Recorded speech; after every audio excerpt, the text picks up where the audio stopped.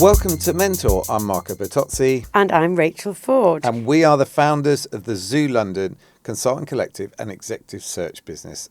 And our podcast is all about sharing world-class wisdom and mentorship from those who have been there, done it, and are here to guide you. And coming up today, we have an incredible guest, Sir John Hegarty. What a guest. What a guest. In fact, I think it might be a slightly extended version again because there's just so much 6 decades. Wisdom. Six decades, yeah. And just keep tuned in if you want to know what Sir John Hegarty will write on his gravestone. That's a game he plays with his friends. What are you going to write on your gravestone? I was just blown. I'd heard it before elsewhere, but I was blown away by his just 100% focus on the work, doing good work, the ideas, the concept of the brand. I mean, even to the point of his mentors were basically ideas rather than people. Yeah. It's just the focus is incredible. Yeah, it's all about the ideas, and actually he did say that's how when AI takes over, the people that are close to the ideas are the ones that will win. Yeah. And also for anyone who has worked at BBH, or obviously most people know BBH, which is his agency he founded. The black sheep, which came from the Levi's advert, wasn't originally their logo. No. But you can find out why the black sheep did become the logo for BBH. Hey, Marco, when you think of a great mentor, what words come to your mind? I think smart, definitely, supportive, obviously wise and experienced for sure. Yeah, I think the same really. And, someone knowledgeable who pushes your ideas beyond your first ideas. That's why we chose Viral Tribe, because they've helped us on our podcasting journey. Yeah, you could say they've been our podcasting mentors, couldn't you? They most definitely have been our ultimate support system, helping us with creative ideas, production. And with state-of-the-art studios like we're in today in the heart of Soho, London, they're not just brilliant at what they do, but they make the whole process seamless and stress-free. And they work with some of the biggest creators, producers and brands, making everything from chart-topping shows to branded entertainment. So if you're thinking about launching a video, an audio, a live podcast, make Viral Tribe your podcasting mentor. Drop them a line at hello@viraltribe.co.uk, and if you quote mentor, they'll give you 20% off your first 3 bookings. So what are you waiting for? What are you waiting for? So should we get him in? Yeah. Get John in. Come in, Sir John. Today we welcome Sir John Hegarty, who has been central to the global advertising scene over 6 decades. Now, I don't know if you want it, but of all our guests, we thought 5 decades was going to be the top, but you've now beaten that and take that accolade. Working with brands such as Levi's, Audi, Bollington's, Lynx, British Airways and Johnny Walker. He was a founding partner of the famous Saatchi & Saatchi in 1970, and he co-founded Bartle Bogle Hegarty in 1982 with John Bartle and Nigel Bogle. The agency now has offices all over the world. John's creative awards are numerous, and to be fair, you don't put too many of them into this introduction, so to your credit. He has been given the D&AD President's Award for Outstanding Achievement, and in 2014 was admitted to the US American Advertising Federation Hall of Fame. John was awarded a knighthood in 2007 and was the recipient of the first Lion of St Mark Award at the Cannes Festival of Creativity in 2011. So John has written 2 books, Hegarty on Advertising, Turning Intelligence into Magic, and Hegarty on Creativity, There Are No Rules. In 2022, Sir John co-founded The Business of Creativity, which aims to unlock creative potential through inspiring, distinctive and entertaining products. And we always read the introductions because we want to get it right. And most of the people we interview have had such esteemed careers that we don't want to miss anything. Yeah. And so I suppose really it's for myself and Marco, welcome. Thank you. Lovely Sir to be John. here. Yeah. Honestly, when we've mentioned that you're coming on, like everybody's like, the whole team is here today. Everybody wants to hear what you've got to say. And you're obviously well known within the advertising industry, but you're obviously well known beyond that. Even my brother said to me, he said, "Oh wow, God, that's a good. You must be doing that. You do." So we really do appreciate your time. We know you don't do too many of these things, but we just want to say thank you for being here. Absolute pleasure. And Marco was obviously started off with your bio, but in your own words, we do kick off every mentor podcast with your career in 60 seconds. Now that's basically 10 seconds a decade. So that's pretty tough. But if you can have a go, we'd just love to hear your journey from your perspective. In 60 seconds, right. Or try. Well, I'll give it a go. Right. Well, the clock starting now. I came into advertising in 1965. I know. I mean, it's unbelievable to think about that, but I generally say around about the time the Beatles were releasing Help, so it doesn't seem too bad. I got my first job was at an agency called Benton and Bowles, big American agency. I got fired 18 months after I joined them for being a monumental pain in the arse. I then joined Crama Saatchi, a fabulous consultancy started by Charles Saatchi and Ross Kramer. Then that merged and became Saatchi & Saatchi in 1970. I became a shareholder in that. 73, I helped found the London office of TBWA. That's where I met Nigel and John. 82, we founded BBH.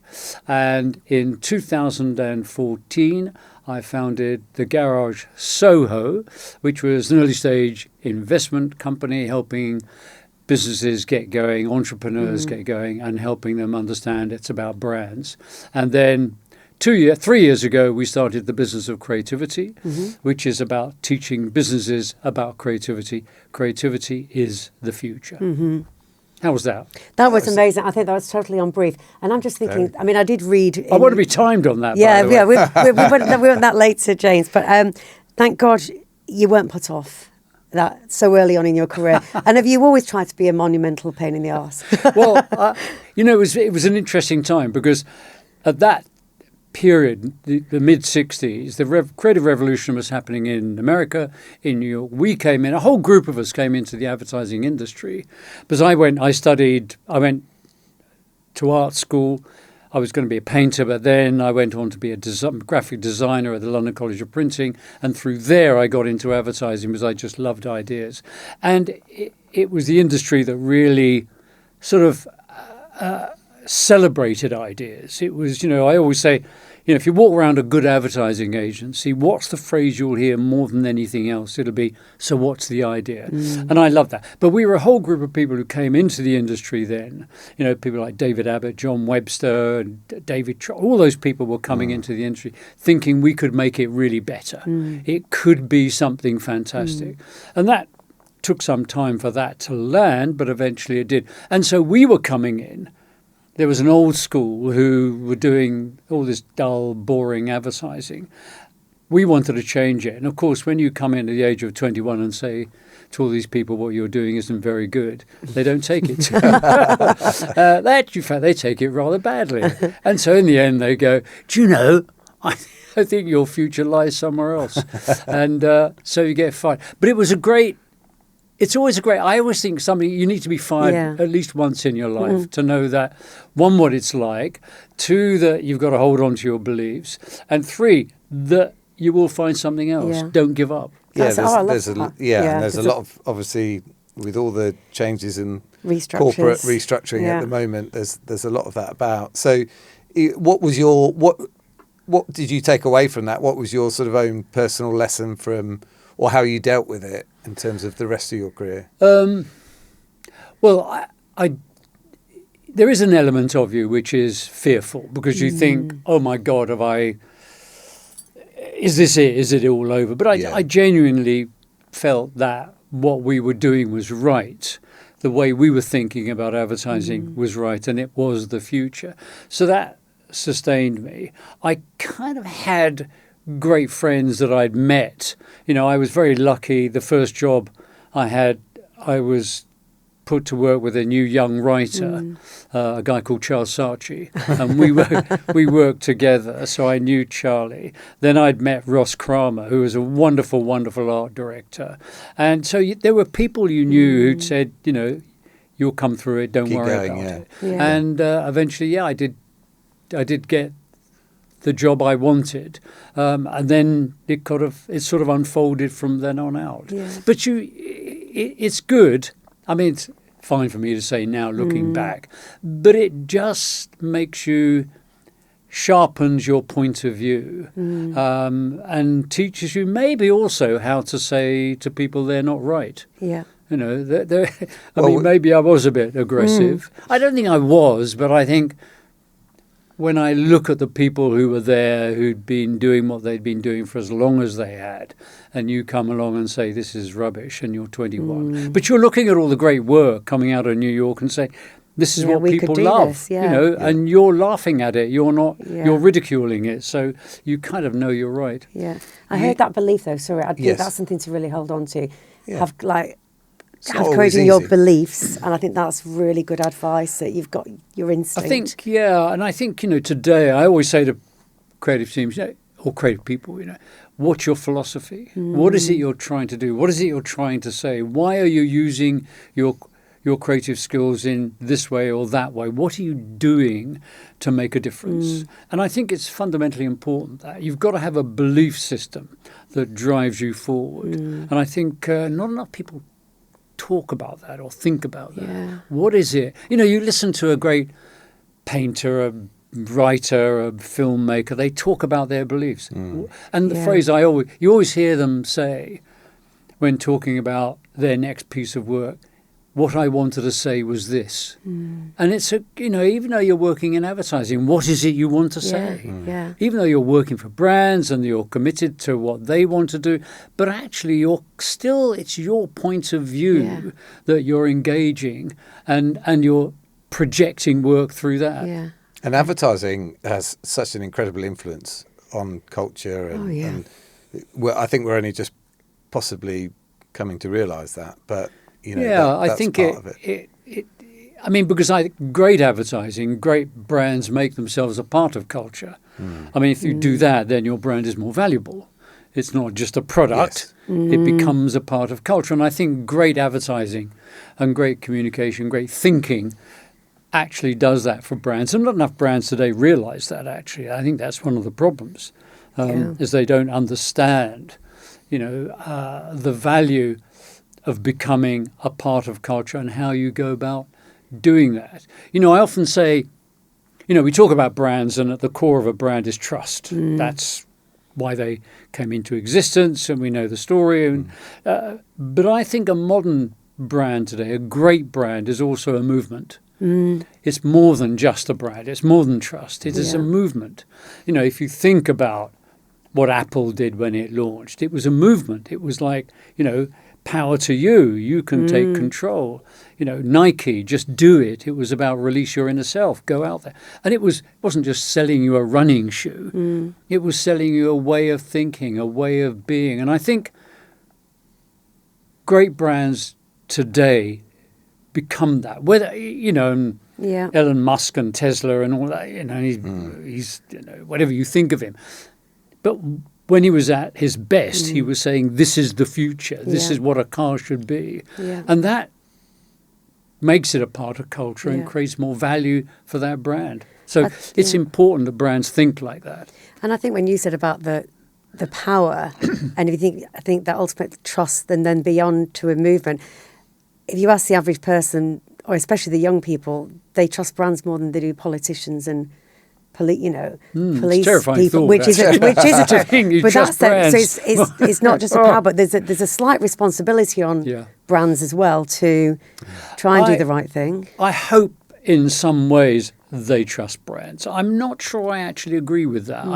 I think people's appreciation of brands has declined. I think there's a lot of evidence to show it has, and that's because I think of the development of social media and digital technology, and that the way brands track you rather than persuade you, rather than inspire you. I don't know, I've often talk about brands now, their media strategy is stalking. That's and I kind of think, there's a law against stalking. Yeah, it's not how you make friends. You can go to prison for that. Yeah. Maybe some brands should go to prison for stalking people. Well, that's the responsibility thing, isn't it? They've got power and responsibility. Yeah. Well, it's interesting. Yeah, I remember I was at a conference and somebody was extolling the genius of kind of, isn't it fantastic that, you know, when you go into a Nike store, they know everything about you and they can track what it is. And I'm sitting there going, no, that's just terrible. I mean, that's just truly, truly awful. And these people haven't really thought about it. And I'm saying, no, I came into the industry to inspire people, not to stalk them, to inspire them, to say, look at this idea, think about this, look at that, isn't that great, isn't that wonderful? So they go, yeah, I like that. It's persuasion really versus coercion. Persuasion versus coercion. I rather like that. I was going to say promotion, but coercion is much better. You can take that. Yeah, I'm going to have that one. You can have that one for free. Tick. So see, it's worked already. Coercion. So John, I'm interested. So you were talking about mantras and believing in, you know, your own visions. The most famous of all is when everyone else zigs zag.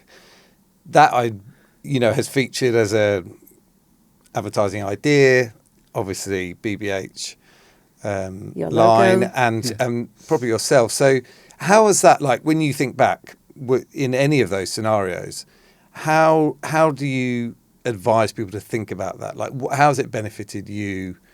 And does it come naturally, or is it something that, you know, you can almost teach people to think in that way? It's interesting. I'll get to a little story about that. But I was once, I was asked many, many years ago, it was Terence Conrad who said to me, John, would you, at the Design Council, would you give I think it's Paul Riley lecture. So Paul Riley, who founded the Design Council, would you give a lecture? And I'd love you to talk about what you look for in an idea. And I mean, okay, Terence. And I sort of went away. I thought, I don't know, something I like, really. And it was like, and that's going to make a very short speech. So I better think about this. But in a sense, I was able to examine, and I thought, now, what is it I like in an idea? Why do I like that idea versus this idea? Why do I want to do this versus that? And I realized that what I loved in ideas was irreverence and the power of irreverence. And I therefore then gave a talk about irreverence, the power of irreverence. And because I had been to art school and did a bit of history of art and all that sort of stuff, I was able to talk about how art moved from revering to being irreverent. So if you think about the Renaissance, if you were an artist at the time of the Renaissance, you were commissioned, your job, make people believe in God, the church or whatever, or this particular ruler or that count or whatever it might be. Because that's how you got paid. But gradually, as society developed, as it evolved, as it became more questioning, irreverence crept in and it began to question. And so you ended up with the Dadaists, you ended up with kind of art questioning authority. And in a sense, this I thought was very, very powerful. And it's powerful in the world of communication because when I'm working on a particular brand, I'm actually saying to somebody, look, I think you should consider this brand versus that brand. So you're kind of setting up a kind of a conflict. This one's better than that for these reasons. And so that irreverence is a wonderful way of setting that up and driving it forward. And art has been very good at that, pop art. All art since, you know, the last 150, 200 years has had this sense of irreverence in it. I'm going to challenge because you're trying to get somebody to think, to actually, wait a minute, this versus that, because choice has become a part of our culture. And therefore irreverence was a powerful tool, not only in terms of communication, but organizations that were irreverent, constantly challenged, constantly questioned. So that was my talk, and it was around that. So that was my driving force. So when we get to kind of doing, you know, work, and, you know, we talked about the Black Sheep poster. Now, here's the truth from me. We like the truth. Well, it's actually, I never liked the line. Did you not? I did the poster, and you I did just the post for Levi's, didn't you? It was Levi's were launching black denim. Yeah. And I just wanted that whole, all the sheep going in one direction with a black sheep going in the opposite direction with a, as it is. Yeah. And it just said black Levi's. Yeah. And the writer I worked with, Barbara Noakes, thought it should have a line. And I, as an art director, I've always gone, no, take words out, take words. I always say to the writers, words It's are almost a barrier. like they're trying to spell it. Words are a barrier to communication, just to annoy them. And in the end, I kind of lost the debate.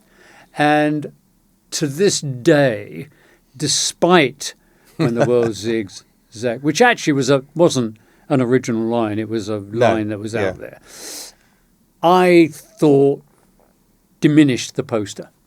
And actually, if you think about it, if it was just that poster, the black sheep, and it just said black Levi's. It's something about, it's almost like trying to explain what the picture's doing. Exactly. Which is, It was my point exactly. Yeah. You don't, I always say to writers, your line isn't a caption to the picture. It's a line that takes you somewhere else. Yeah. And expands the idea, not... See what I'm saying? I'm saying when the world's... No. And so despite the fact that people say, and I have to stand back and go, people still say, when the world zigzag. But I personally thought that was wrong. And it's still on the wall at BBH. It is. It's on the wall at at our offices in 62 Dean Street. So, but it didn't... It's interesting. But did it apply more to how you went about business your and philosophy. the business? It was still your philosophy, was it? Well, do you know what's interesting about it? Because people say, well, your philosophy and that. And actually, I've always said your philosophy comes through your work, through your thinking. And BBH didn't adopt the black sheep as its symbol so that was like 1983. And it wasn't until 1995, I'm just got to get my dates right, it's when we moved into Kingley Street. And so we're having a meeting with the architects, moving into Kingley Street, doing the offices up, and I say to the architect, oh, look, I think it's a very narrow street. I think a great big flag outside saying BBH or something like that. And he said, you're not allowed to. It's planning permission won't let you. And I thought, that's right. He said, but you can put your logo up. And Nigel and I sitting there, I can always remember it. It was a sort of spring day, and it was a nice evening, and it was still light. And Nigel and I went, well, we don't have a logo. We're an advertising agency. We don't have a logo, It's a fairly stupid thing to say, wasn't it? What do you mean? Why not? And anyway, so the meeting ends, and Nigel and I are walking out. The architect's walking ahead of us down the stairs, and we both turned to each other and said, "Actually, we do constantly talk about the black sheep." Yeah. And I was given a black sheep from Levi's because we got them to buy the poster. It was in my office, not a real one. And we said, Our logo is the black sheep. And we got to the bottom of the stairs and we said to the architect, we have got a logo, it's a black sheep. And that's how we came to put it up outside the building, because we were allowed to do that. And didn't you have a big, life-size black sheep in reception? Did you? Yes, it was I remember. That. Oh, it's great. But so the point about that story is people often say, and I've said, what do you believe in? But sometimes it takes time for you to get to what you believe. Yes. And actually, it will come through your work.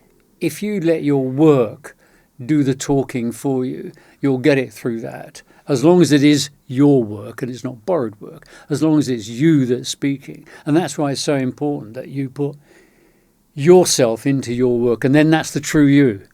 Without you realising it, then you begin to discover it. Like I discovered irreverence, because I kept looking at all my work and going, well, that is very irreverent, and I love that. Yeah. And the work I was inspired by was irreverent. So it was letting yourself come through was fundamentally important. And so like part, then it becomes the DNA and and it builds. It isn't isn't sort of bolted on. Yeah. You haven't gone to a kind of corporate identity company and said, give us a logo, and they come up with some sort of, It is something that comes from within. Yeah. And it's actually, it leads on to the next question, actually, because in terms of it builds over time, because obviously there's quite a famous statement that it takes a lifetime to build a reputation, but you can lose it in a minute. And obviously everything that you read and everything that people know about you as a businessman is that it's the creativity and brand building is at the heart of everything. If you applied that statement to brand in terms of building brand reputation, how do you help do that with established brands? I mean, Levi's you were with for 27 years. I mean, so you're constantly, you've got the established brand and the reputation. How do you manage to keep building it without then destroying it in a minute? Well, you know, it's a very good question. It can be easily destroyed. I think, you know, if we look at countries as brands, we're looking at America right now destroying its reputation, one that's started in 1776. So you kind of go, that's not a very smart thing that's gone on there. Brands, the same thing can happen. You know, I've just mentioned Tesla. Will Tesla recover from the way now people think about it? So you've got to be very careful. But I think I've always said at the core, not only of great communication, but creativity is the truth. The truth drives your thinking. It drives your strategic thinking, what it is you're trying to say. And I think great brands do that. And as long as they adhere to that, as long as they have faith in that and try and be themselves as opposed to someone else, then you're not really going to come undone. Yeah. So be true. To be true to yourself. Yeah. Unto thyself. Yeah. I think Shakespeare said that. Which I guess gives them free, you know, gives brands freedom to experiment and to try things out. Of course it does, yeah. And they might make some mistakes along the way, but if you've built up that I mean, we've looked at brands, and the other thing too is, you know, I always say borrowing other people's kind of belief system. So you look at, I think it was Pepsi when it was Black Lives Matter, and they did that one particular spot where, you know, and it backfired hopelessly because they tried to adopt something else rather than say, this is what we stand for. This is what we believe in, and we'll express it from our point of view. We're not going to try and borrow somebody else's movement and attach it to us. And I think when brands try and do that, that's when it can go horribly wrong. And is that authenticity? Like, again, it's authenticity. And people feel it, they sense it. And of course, you know, there can be very short-term gains by sometimes not doing that, but the long term, it backfires on you. Yeah. And so coming forwards a little bit, you I think is the right way to phrase it, but you sold your business of creativity to Whalar, which obviously we both know the founders there. Just interesting, like how did that all start? Not, you know, the run up to the sale, but the business of creativity. And the way I sort of looked at it was, I guess it's as a sort of form of mass mentorship, where you must have, you know, constantly be thinking, I need to get this message out for people to. What was the story of how that all came about? In a way, that's a good one. You know, I was very keen. I kind of was concerned about where our early stage investment business was going. The thing, I really enjoyed it. I really had 10 years helping businesses get going, getting them funding, and then trying to advise them on building a brand, because that's where value would reside. And a brand.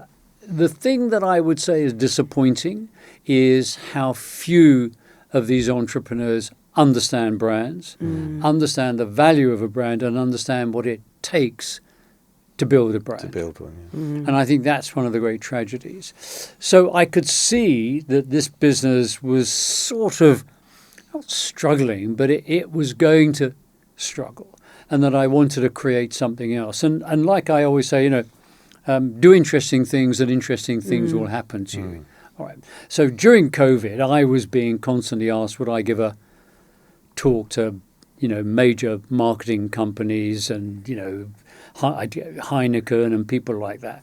And what I found in doing that, doing a Zoom talk on creativity, is one, there was a real hunger for understanding creativity much more from all these people. And two, that I couldn't really do it in an hour.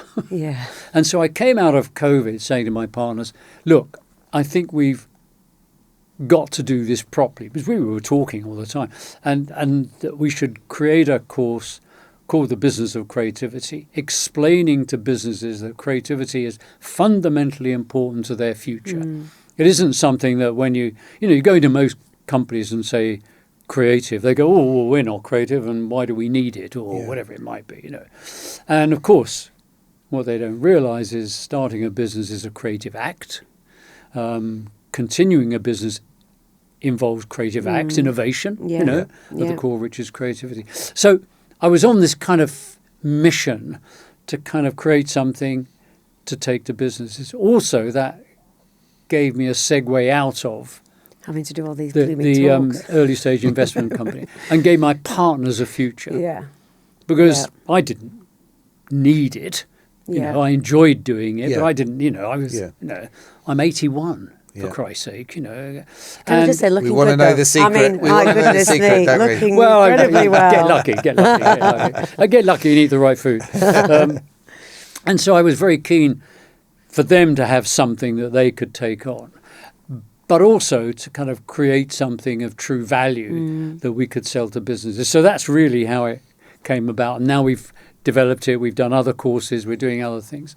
So it's crucial to have, if you're starting a business, if you're creating a business, to kind of see where it can possibly go, but not be bound down by that, and just let it evolve and develop. Yeah. And as I say, do interesting things, and interesting things will happen to you. So that's really how that came about. And I've really then gave it to them, and they then said, to drive this business really forward, there would be a great relationship with Whalar, who are a creator company. And they were very keen to get it to help their creators understand the value of creativity. Their line is liberating the creative voice. So it all worked together. So that's why we did it. It really was a case of two people coming together that was kind of, one was helping the other. I mean, often mergers come out or people are bought because of a weakness. You often look at it, it's often a weakness. Not always, it's often a weakness. And this genuinely was a coming together of two companies with very, very similar views, but operating in different places, where one could help the other and the other could help the other one. And great to have it all down on paper as well. And you're when you think about that sort of business of creativity, just to go back to one thing you said there, and obviously you're not going to give away your whole course, but so it's available online. And I know you've got a new cohort coming up, correct? Yes. Business of creativity. Well, actually, this is my partners, really lovely partners I've got. They decided that I call the course, I wanted it to be the business of, which it was, launched as the business of creativity. They then said to me, oh yeah, John, but that's a great name for the company, Business of Creativity. Can we register it? And I said, so you've got to have another name for your course. I said, thank you very much. So I now call what was called the Business of Creativity is now called Creativity for Growth. And that's it. But we launched last year 8 advertising principles explained. We're about to launch AI. It's called MADE, Marketing AI Deconstructed. Oh, wow. And that's going to be a new course that's coming out this autumn, helping people in the communications industry understand how AI is going to affect the future of marketing and what they can do about it and their part in it. So that's very exciting, actually. I'm really pleased about it. And we were actually asked by our producer just this question. If you were going back to your sort of 20-year-old self in the world of AI, without giving your whole course away, what's your advice, to the cohort now that are sort of facing this from a creativity perspective? Well, without not giving anything away, I think, and you'll expect me to say this, and I'll explain why it's the case. I've always said to everybody coming into the communications industry, and I constantly call it that because it's bigger than just advertising, you must get as close as you can to having the idea or be the person that has the idea, because that's the one job that isn't going to go. And I've seen jobs go in the industry. Typography. We used to have people called typographers, and For those who don't remember this, and there'll be quite a few, when you designed an ad or anything like that, you worked out the body copy and you thought, well, I'll have that in 12-point Caslon. How much space will that fill? A typographer would show you. They'd work it out, cast it off. Along came computers in the early 80s, and you could do it with a click of a button. Typographers disappeared. Now, the best ones all kind of segued into being designers. And they realized, actually, that's the value I have. So they had a more creative value. So I've seen jobs go if it's just purely, in a way, process. So the closer you can get to having the idea, the more certain your future is.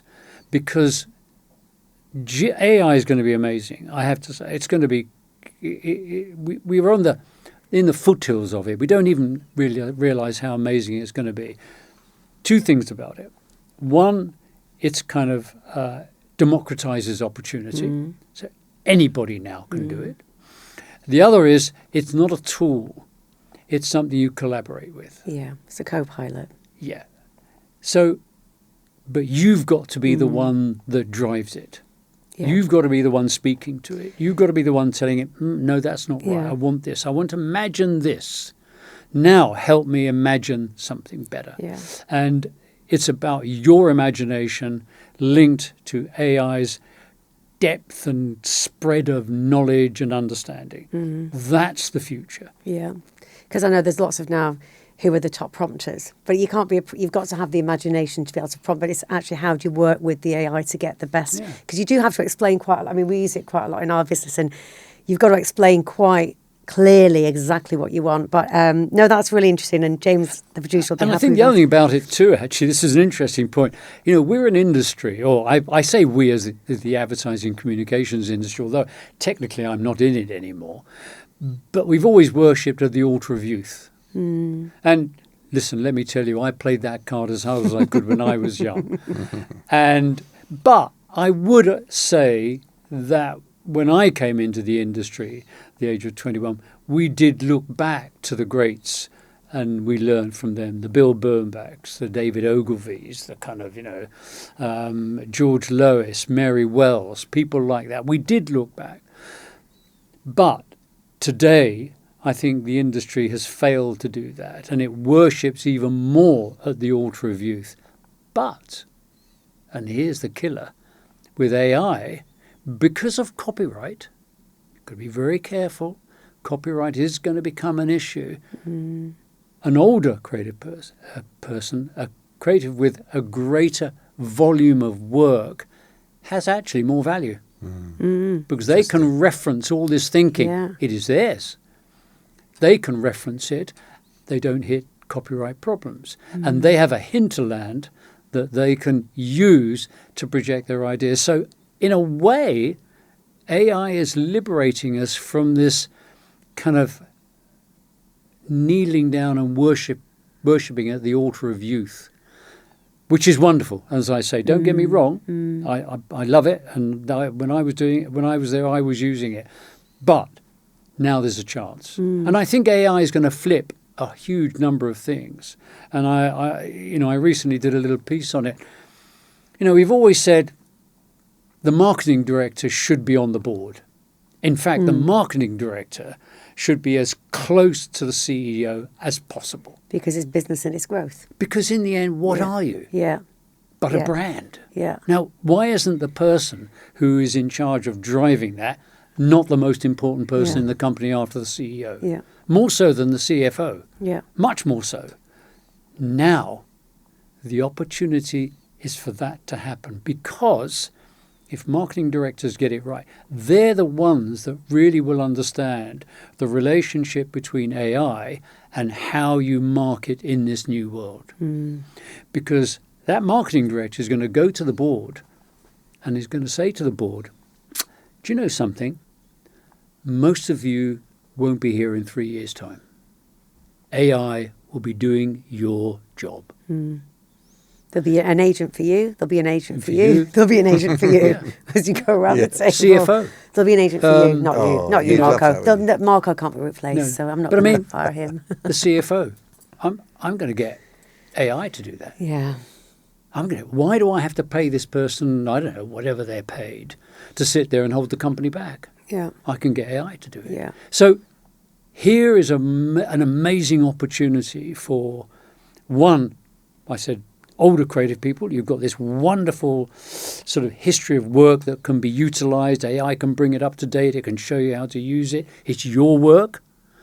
Marketing directors, you've got this amazing opportunity to be the person that drives AI understanding in the communication field in a company. And in the end, it's going to be about brand. Yeah, and that's the brand becomes ever more important in an AI world, as we have agentic AI, as we all know. It's going to be this thing that will sift through everything. It'll say, don't do that, John, don't worry about that, I'll do that. You know, some say the internet is dead. The internet as we know it is dead. Yeah, it's interesting, yeah.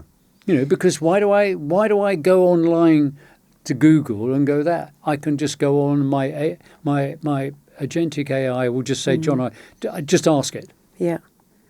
I don't go to Google anymore. I don't use a search engine anymore. It's done for me. Yeah. And it filters stuff out. It filters.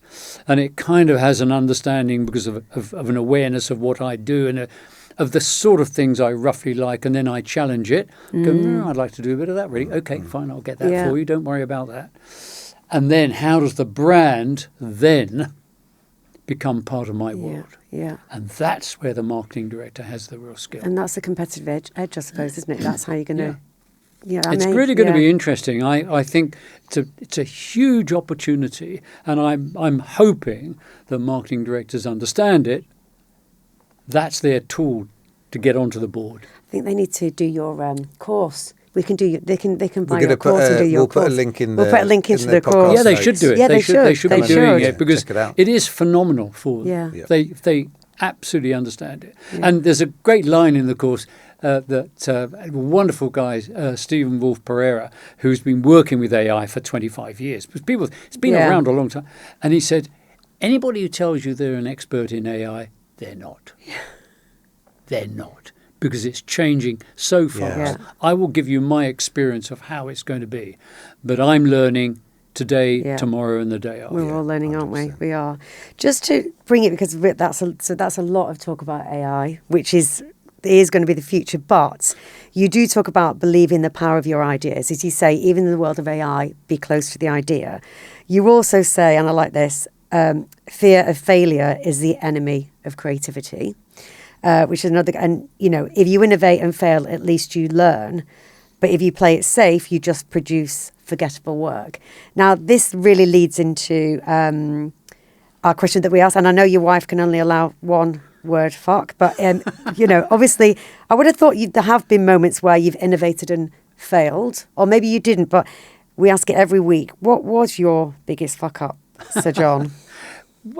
Do you know, I knew this question was coming, and now I'm actually being, I can't, look. You don't have to have one. No, it's fine. I've done ideas that haven't worked. Yeah, everybody okay. Has. You know, I've got, you know, I look back, oh God, what went wrong with that? The reason I always say I learn nothing from my failures.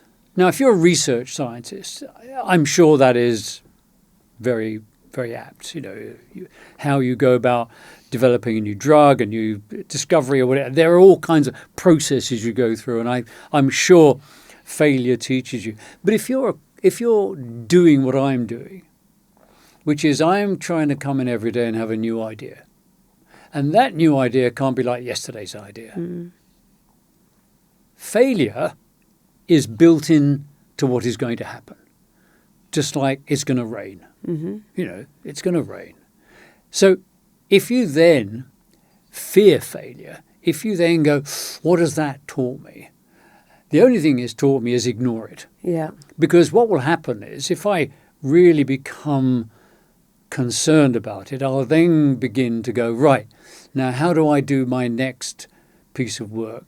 Do I go back to what I know worked before, and then that's it. Yeah. It's all over because you're just repeating yourself. Or do I completely ignore it and go, I just have to move on. Yeah.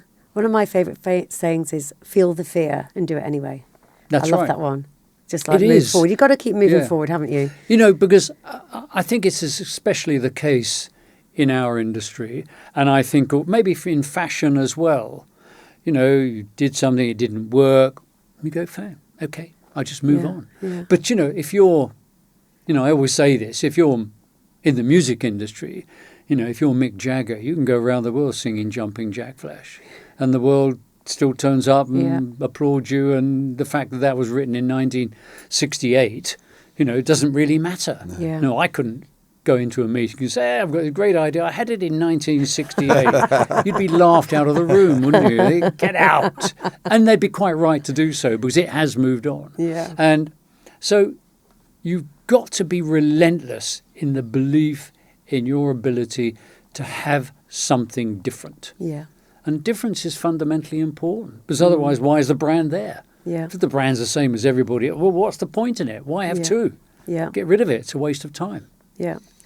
Well, you certainly had something different. And if we go back to the BBH, the start of BBH, interestingly, you started BBH at the same age as Sir Martin Sorrell started WPP. So it must have been 40, must have been the year to start things.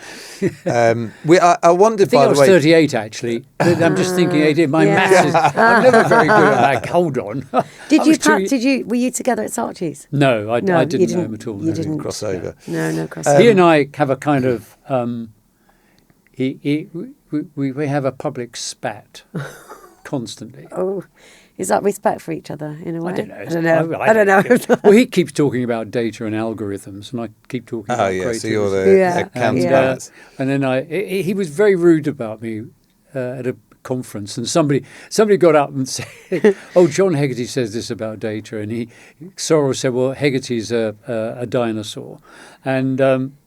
I thought it was very funny, actually. But I just thought, you've just given me material. Well, exactly. Yeah, love it. Oh. Well, on going back to the BBH, first of all, just, you know, what was the inspiration for it? Because, you know, starting your own business, first of all, big agency, you were probably doing very well where you were.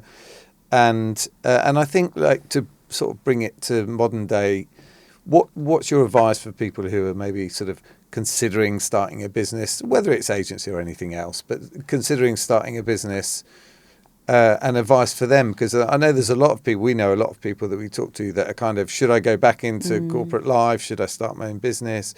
Just intrigued about your inspirations, and then maybe some advice for them. Well, we were at TBWA. In 1980, it had become Campaign Magazine's first agency of the year. Very quickly as well. Well, 73 we started, and it was a disastrous start. I could talk about that if you want. But eventually we got it right. We became Campaign Magazine's very first agency of the year. We were just about to win a Grand Prix at Cannes for Lego Kipper at the days when there was only one Grand Prix, not like today where they're all, you know, so many of them. You have to sweep them up at the end of the night. But it was about control.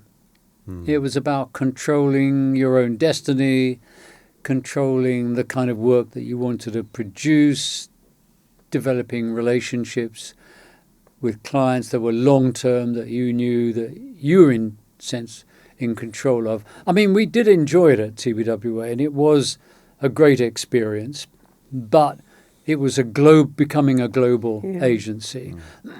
And there was one moment when we were working with Burroughs, Beefeater Gin, and the word came from New York, well, we're pitching for Tanqueray, you've got to fire Burroughs Gin. And we said, no, we're not. We have a very good relationship with them. Why would we do that? And in the end, we had to.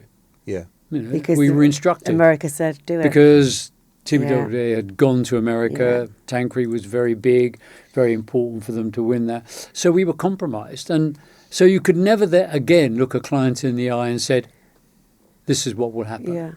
So that for us was the tipping point that said, we can't go on like this. And we decided to start our own agency. And John, Bartle, Nigel and myself were the managing trio of TBWA.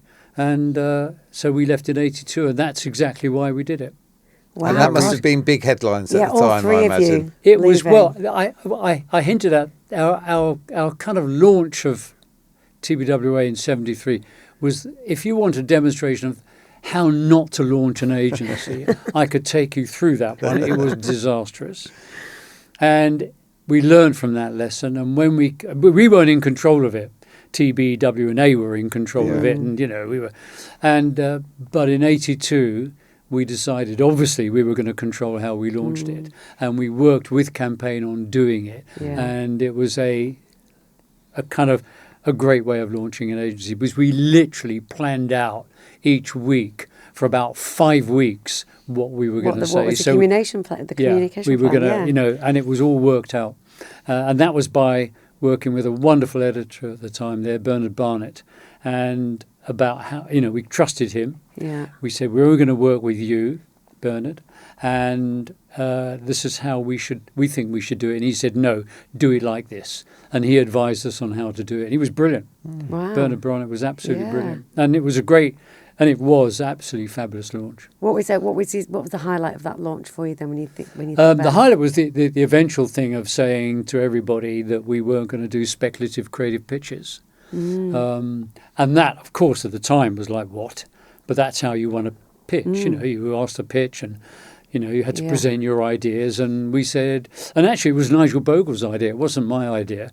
And he said, I think we should stand for no speculative creative pitches. And is that when Levi's came to you then? And then we first of all won Aldi, then we won some whitbread business when they were a brewing company, and then we pitched and won Levi's. But we did it not presenting work, but presenting strategic direction and the ambition of where the brand could go, and understanding the brand. And that went down incredibly well. God, that's fabulous. And it was, of course, at the time it was brilliant, because lots of headlines were kind of, they won't last, they won't be able to do it, they'll soon realise they'll have to do speculative creative pitches. And about sort of 8 years later, we're pitching for a piece of business, and the client who's put us on the pitch list said something very funny has happened, and somebody's called him from one of the other agencies pitching, said this is unfair that BBH are on the, because they won't be doing any creative work. So it completely reversed. It's unfair, they've got this advantage. And this wonderful client said, I haven't asked you to do creative work. That's your decision. Yeah.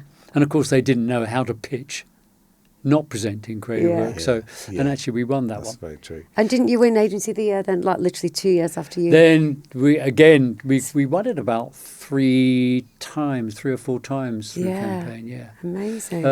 But yeah, it was a great time, and it showed actually having those principles that we developed were fundamentally important. And I was very lucky. I had 2 brilliant partners in Nigel Bogle and John Bartle, who were absolutely fantastic, really brilliant at what they did. And John Bartle always used to say something about, he used to say, I think our agencies like bands.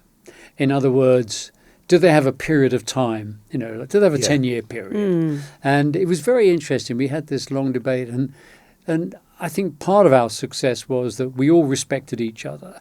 But John Bartle wasn't trying to be the creative director. Nigel Bogle wasn't trying to be the planner. I wasn't trying to tell Nigel how to run account management or to tell John Bartle how to be a planner. We respected what each of us did. And in the end, when a decision came about that particular skill set, be it strategy, be it account management, be it creative, those people made the final decision. And I think that's why it's like, it's why the Rolling Stones are the success they are, because, Keith Richard isn't trying to tell Mick Jagger how to sing, and Mick Jagger isn't telling Keith Richard how to play the guitar. That's what makes success. Yeah, diverse teams. We've heard that quite a lot, haven't we? Yeah. About complementary skill sets, And for future entrepreneurs, what would you say today in terms of advice for them? Well, the future entrepreneurs, I think it's an incredible time to actually have the ability to go out and start a business. I would say, I always say principles remain, but practices change. So the fundamental principles build a brand. Because a brand is where value will reside. So it doesn't matter what bit of technology you've invented, what business idea you've got, in the end, somebody will copy you. Somebody will copy you. Yeah. What they won't be able to copy is the brand. My big regret, here's a regret rather than a fuck up. Here's a regret. We had a round table where people would come and pitch us their ideas and why they wanted us to invest in them and stuff like that. And looking back, and I think what I should have had is a can of Coke and a can of Pepsi in the middle of the table. No glasses with it, just there. And they pitch and they do that and you talk about that and you're giving them coffee and water and tea. And at the end of it, when they say, well, please, we'd love you to invest in us. And you'd say, fine, well, we just have to go away and think about it. We'll get back to you. And, oh, by the way, before you go, you see I've got a can of Pepsi and a can of Coke there. If I was to give you 5% of one of those companies, which one would you take? Before you answer that question, Pepsi tastes better than Coke in blind tests. So which one would you take 5% of? Now, guaranteed 99.9% of them would have said Coke, please. And if the 1% said Pepsi, you knew they were no good. But the point is, you say to them, and why? Yeah. Why is that one better than that one? It's the brand. It's all about the brand. They have built an amazing brand. Yeah. So if you want us to invest in you, you've got to think about that. Now, I didn't say any of that. Oh. If only I had. Well, you never know. I've actually thought, you time ever yet. think that thing about what would be your special magic skill? Like some people dream of being Superman. I think mine would be going back and saying what I should have said rather than what I don't think you'll be did alone say. in that. Yeah, I know. I had a lovely story about that one. I was doing some work with Paul McCartney, developing scripts for him for videos in the days when, pop videos or something. Pop videos and music made videos, and music videos. And I'd written about 4 or 5 scripts, and he didn't really like them. He was very nice, lovely guy, really lovely. And it was a Friday. And he said to me, look, John, I don't think these quite work. Look, let's come back on Monday and let's talk about some more ideas. And I said, well, Paul, that's only 2 days away and, nothing great happens in a hurry. And he said, there was a pause, and he said, yes, it is. I wrote yesterday in 3 minutes. I thought that might and you kind of go now. Yeah. Now, I want to go back in that conversation and just say what I should have said. Yeah, but Paul, think if you spent 4 minutes, how much better it would have been. Yeah, exactly. Oh my gosh, Paul McCartney. Yeah. Oh well, listen, we're going to be slowly out of time. Although I hope you don't mind, we might just make this an extended edition because it's been your chat is unbelievable. But just because we are called Mentor and mentorship has been part of your journey, you've mentioned a few characters. I suppose if we then take that to the younger generations coming through. And a bit like that, looking back, how would you advise, I suppose, younger listeners at the start of their career to how should they seek out mentorship? What should they take from mentorship, or do you not believe in it at all? Well, I obviously do believe in it because I've written and appear in exactly. teaching. But actually, what I would advise people to do, I used to say, and I still sort of believe in it in a way, is don't have idols, don't have people that you put on pedestals. Because you'll only be disappointed. It's the old story. They say don't meet your heroes because you'll be upset with what they are really, really like. But be mentored by ideas. They never let you down. Ideas are things which I always admired. I did love reading about Bernbach. I love reading about George Lois, Mary Wells, those people of that era. But actually what I really loved was their work. And I learned more through their work than anything else. So I would say to people, go back in time, look at great work. It doesn't mean to say you're going to do that today, but you will learn from it. And it's, read shit, you'll think shit, you'll create shit. Yeah. Only look at great stuff. And, again, because I was lucky, I went to art school. At art school, they would say, must go to the Tate, then it was only the Tate, because there's an exhibition by Goya on. You've got to go and see it. You've got to go and be inspired by it. Now, I was never going to be a painter like Goya, but because you were standing amongst brilliance, it rubbed off. Yeah. And what I say is tragic today is that you look at young creative people who don't know who David Abbott is. Don't know. Don't know who Dave Trott is. Don't know who Tony Brignall is. Don't understand this great work. Colin Millward, who's he? Man who helped revolutionise British advertising, brought creativity to the people. They don't know how can you possibly think you're going to be great if you don't understand where you've come from? I mean, imagine saying to an architectural student, or an architectural student saying to you, never heard of Frank Lloyd Wright, never heard of Mies van der Rohe, who, it'd be laughable. But in our industry, we completely accept it. Don't know it, And I mean, I think it is beyond stupid. And it's easy to access. It's not as though it's hard. Go and look at every Grand Prix winner for the last 50 years. It's only going to take you about an hour and a half. But I think also reach out to, there are lots of experienced people around who would be familiar with, and engage with them and just understand it, and here we are. We've just looked at a summer of Oasis coming back, coming together, and what's that? The phenomena around that. Look at their music, standing on the shoulders of giants and all that stuff, and kind of, brilliant example of how they actually looked back to the Beatles, created these music, and the music now, 30 years after they were doing it, is now packing stadiums out. So don't tell me that yesterday doesn't have value. It has enormous value. And I always quote this, and I was lucky. I had a wonderful history teacher who walked into our class at the age of 11 and said, I'm your history teacher.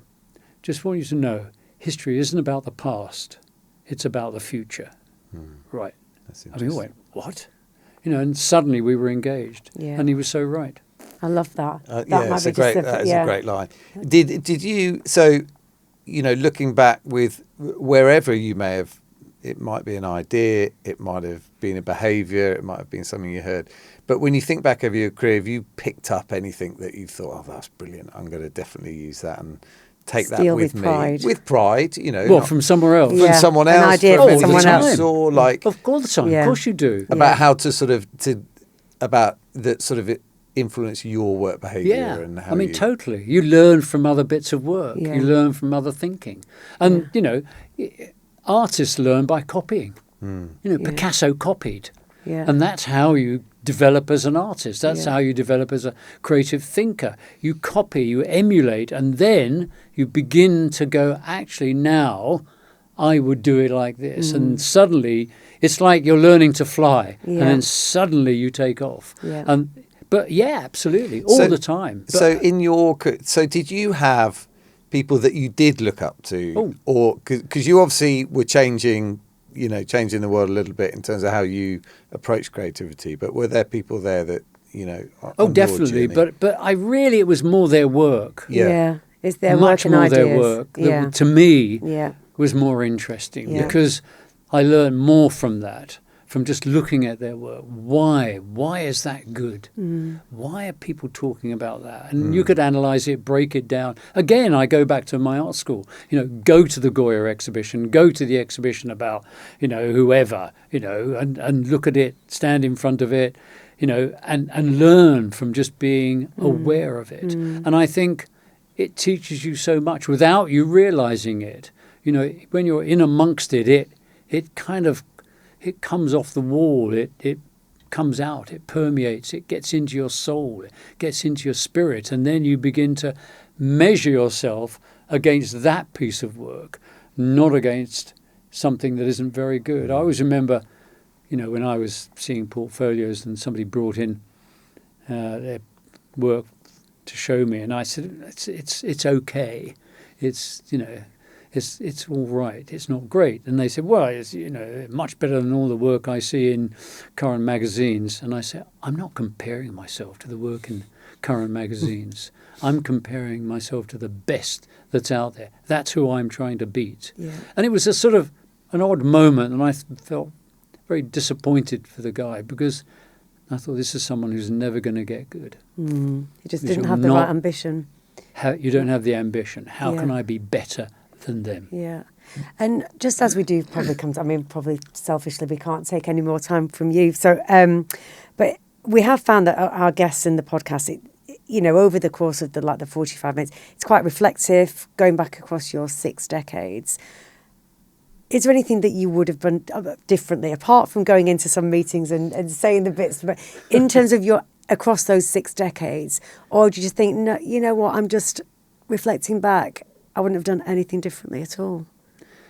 That is the honest truth. Yeah. And I think, and I can't explain why, I think everything that happened to me at the right moment. Yeah, and for a reason. And that's to do with luck. That's to do with maybe being aware, having great partners around you, doing the best work possible, because that opened up doors. I genuinely don't look at it and go, I should have started my own agency sooner. Actually, our timing was perfect. It was just perfect. Our first 3 clients were Audi, Whitbread and Levi's. Yeah. People said that there's never been a start of a new agency in this way. So had we started 9 months earlier or 9 months later, those things wouldn't have happened. Yeah. And also, I think again, it's great that, after your 6 decades, you've also got your legacy of your training. Will there become a moment where you don't come into work? Never. I was going to say, it's just your drive. It's the way that you operate. That's creativity is living. Yeah. Don't stop living. Well, you will do eventually, and that's it. Yeah. That's it. I always play this game of kind of, what would you have on your gravestone? It's a great game to play, And I always say, a group of us that do this, because we're getting of a certain age when you have to think about those things. And mine's going to be timing's everything in life. I just ran out of it. I love that. I think that is probably the perfect place to finish on that, because we're glad that we're still going to get lots more of Sir John Hegarty, and we're so, as I say, so delighted for your time. Well, it's been lovely. Very grateful. Great Thank chatting you very to you much, both. Sir John. Thank you very much. Absolutely wonderful. Thank you. Great. Right. And hardly any fucks. I know. Very few fucks. Sadly, that's all we've got time for. Hopefully you've enjoyed the podcast, and if you need a little more wisdom in your business, then be sure to come to TheZoo.London for executive search and consulting support. Don't forget, we love to hear about your mentors and advice. Find us on all socials, and those socials are listed in our podcast description. Mentor is a Viral Tribe entertainment production. Don't forget to give us a follow on Apple Podcasts and on Spotify. Join us next time for more pearls of wisdom from Mentor. Thank you very much.